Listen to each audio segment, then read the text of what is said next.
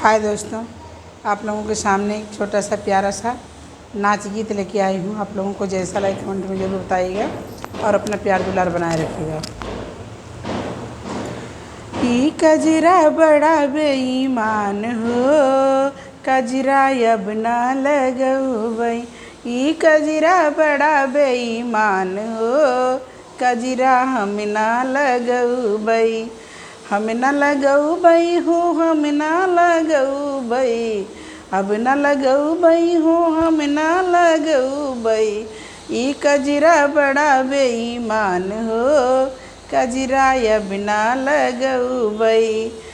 कजरा लगाई हमें बागों में गईली, कजरा लगाई हम बागों में गईली। बागों में गईली हो, बागों में गईली, मलिया करई परेशान हो, कजरा अब ना लगवई। मलिया करत परेशान हो, कजरा अब ना लगवई। ई कजरा बड़ा बेईमान हो, कजरा अब ना लगवई।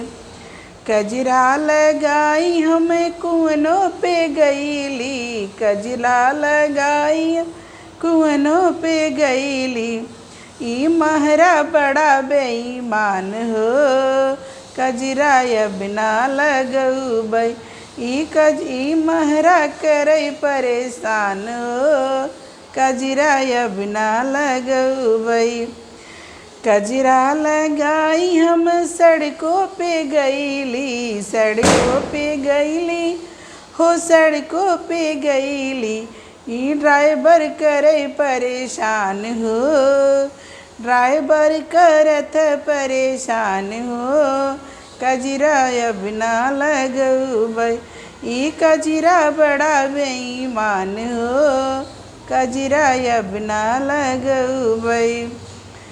अरे कजरा लगाई हम महलों में गईली, महल में गईली हो, महलों में गईली। देवरा करत परेशान हो, मोरा देवरा करत परेशान हो, कजरा अब ना लगवई।